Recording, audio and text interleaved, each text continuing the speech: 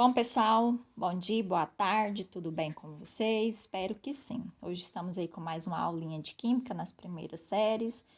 Pessoal, o conteúdo de hoje, né, vai ser sobre tabela periódica. A tabela periódica é essa tabela aqui que vocês estão acompanhando no vídeo, tá? Esse modelo de tabela, pessoal, que conhecemos atualmente, que é essa aqui, ela foi proposta pelo químico russo Dmitry Mendeleev, tá? Que foi organizada no ano de 1869.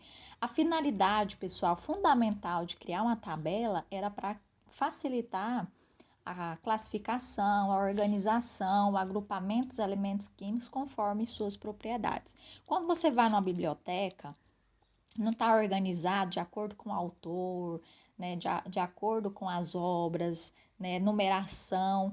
Então, a mesma forma, a tabela periódica ela tenta organizar os elementos químicos, tá? Tranquilos, pessoal? Então, eu falei o básico. A gente vai aprender mais na frente, não por agora, a trabalhar mais a fundo a tabela periódica, tá?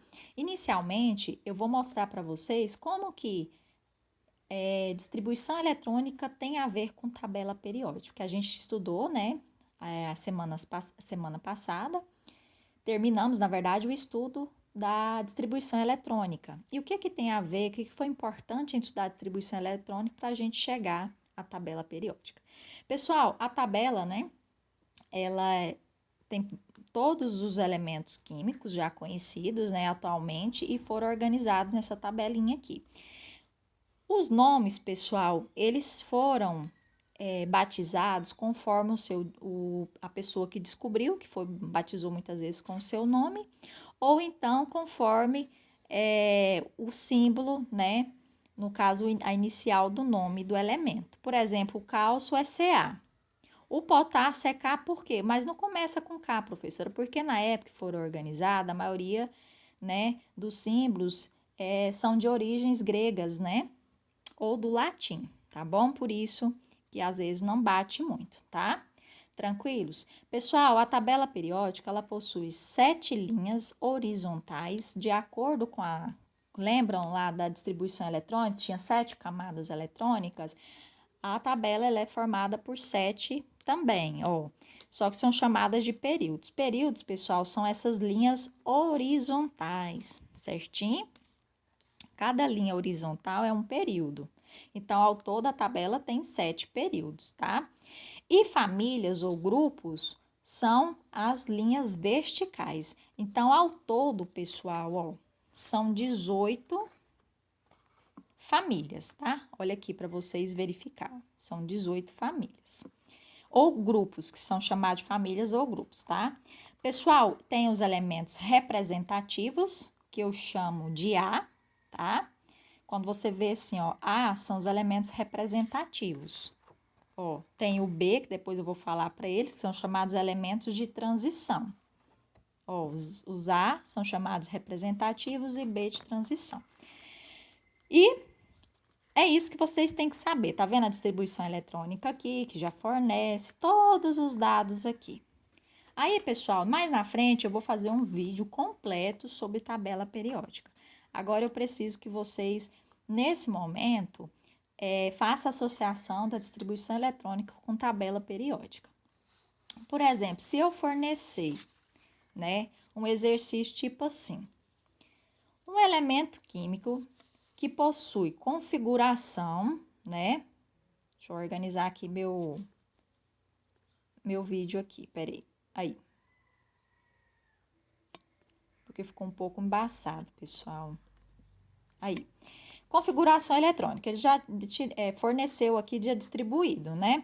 Então, tem quanto? Número atômico que é quanto? Ó, 10, 20. Então, o número atômico é 20, eu já distribuiu esses 20 elétrons. Aí, tá perguntando o seguinte, está localizado em qual período e família na tabela periódica? Aí, ele fornece o período e família. Pessoal, eu tenho, para me saber período ou família na tabela periódica, eu preciso saber, lembra que eu foquei muito com vocês a respeito de saber qual que é a camada de valência de determinado elemento químico? Então, é através da camada de valência que você vai determinar o período e família na tabela periódica. Retomando aí, o que seria a camada de valência? Né? O maior nível que termina na minha distribuição eletrônica, o maior nível não é esse número aqui, maior, que acompanha a letra?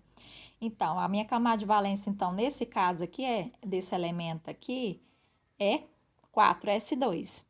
Então, esse número maior, que eu chamo de nível, pessoal, ele que vai determinar o período. Então, ó, anotem aí, esse número maior determina o período, que esse elemento se encontra na tabela periódica, e esse número menor, expoente aqui, que são os elétrons, vai determinar a família ou grupo.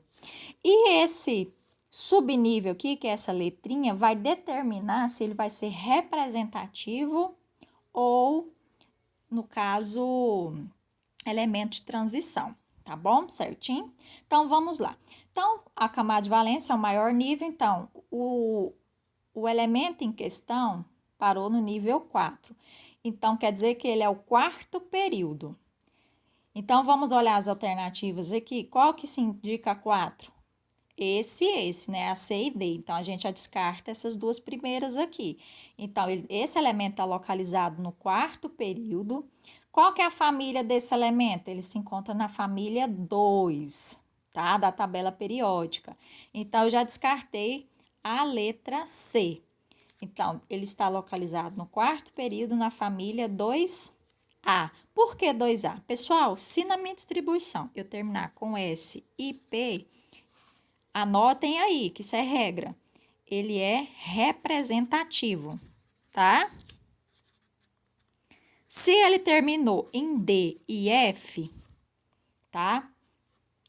Esse aqui é uma regra, uma das regras para determinar família ou período, tá, pessoal?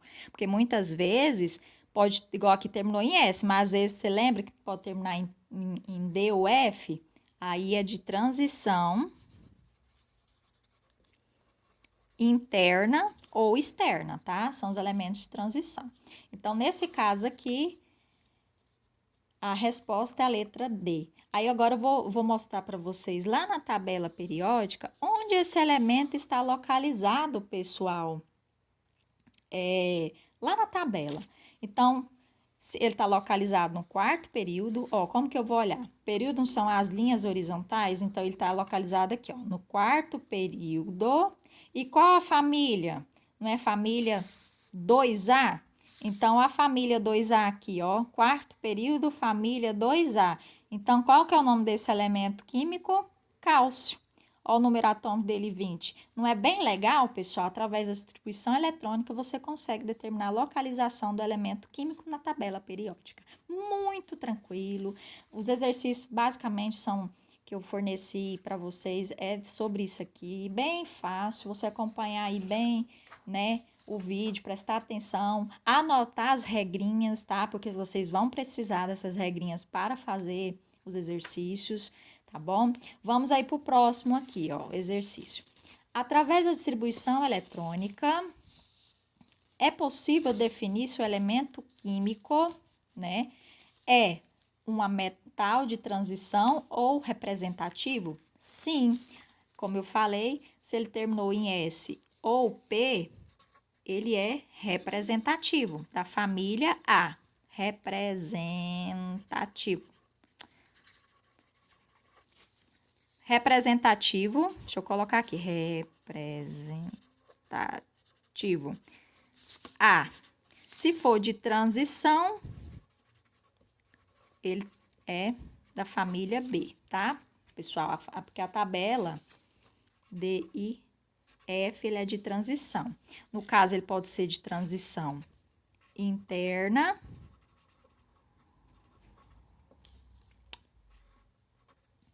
e externa. Certo? Então, vamos lá, pessoal. Dar seguimento aqui. O de transição interna, ó, vou mostrar aqui para vocês. Todos esses elementos em azulzinho aqui, pessoal, ó, eles são terminados em F. Então, ele é chamado de transição interna. Então, se no seu sua distribuição eletrônica terminar em F, no final terminou em F, ele é um elemento de transição interna. Se ele terminou em D, ele é um metal de transição externa. Certinho? Tranquilos? Espero que sim. Outra coisa, pessoal, como que eu vou saber se um elemento ele é um metal? O metal alcalino, o metal, como é que eu posso dizer? Metal alcalino terroso, que é encontrado muito em rochas, né? Ó, a família 1 são chamados de metais alcalinos, tá? Tranquilos? A família 2A são chamados de metais alcalinos terrosos, tá bom? Pessoal, vou gravar um outro vídeo porque este já está excedendo o tempo limite, tá bom? Mas o mais importante que vocês têm que saber é saber o que é período na tabela periódica e família, tá? Eu vou gravar um outro áudio, um outro vídeo, na verdade, explicando isso aí.